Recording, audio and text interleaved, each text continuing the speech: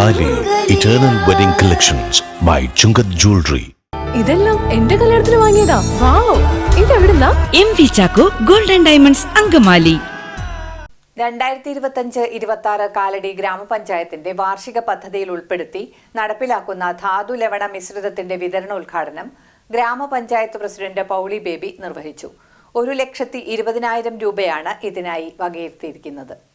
2025-26 കാലടി ഗ്രാമപഞ്ചായത്തിന്റെ വാർഷിക പദ്ധതിയിൽ ഉൾപ്പെടുത്തി നടപ്പിലാക്കുന്ന ധാതുലവണ മിശ്രിതത്തിന്റെ വിതരണ ഉദ്ഘാടനം ഗ്രാമപഞ്ചായത്ത് പ്രസിഡന്റ് പൗളി ബേബി നിർവഹിച്ചു.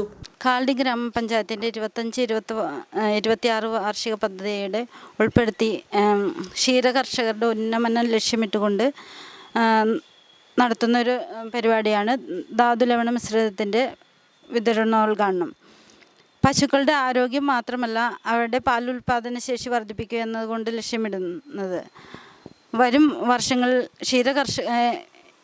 കാലടി ഗ്രാമപഞ്ചായത്തിനെ അപേക്ഷിച്ച് ക്ഷീരകർഷകരാണ്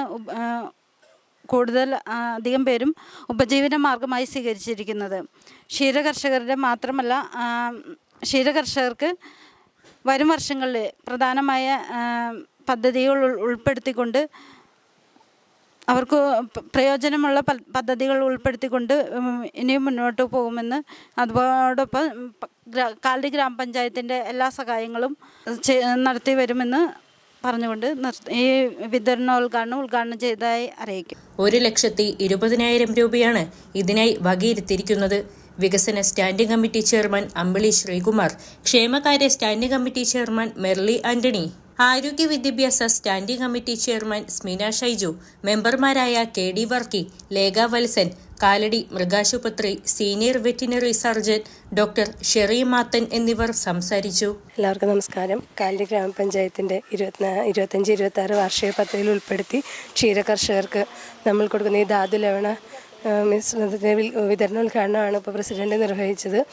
1,20,000 രൂപയാണ് നമ്മൾ ഇതിനു വേണ്ടി ഫണ്ട് വകയിരുത്തിയിരിക്കുന്നത്.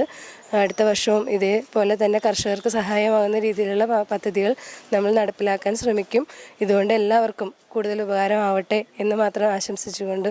ധാതുലവണ മിശ്രിതം എന്ന് പറഞ്ഞാൽ എല്ലാ പശുക്കൾക്ക് ആവശ്യമായിട്ടുള്ള എല്ലാ ധാതുക്കളും ഉൾപ്പെട്ടിട്ടുള്ള ഒരു ഇതാണ്. അപ്പോൾ നമ്മളത് അവർക്ക് വേണ്ടിയിട്ട് ഒരു സഹായം എന്ന നിലയിൽ വർധനവിന് വേണ്ടിയിട്ടും അവരുടെ ശാരീരിക ക്ഷമതയ്ക്ക് വേണ്ടിയിട്ടെല്ലാമായി നമ്മൾ കൊടുക്കുന്ന ഒരു ചെറിയൊരു അവർക്കൊരു സഹായമായി കൊടുക്കുന്ന ഒരു പദ്ധതിയാണ് ഇതുകൊണ്ട് ഉദ്ദേശിക്കുന്നത്.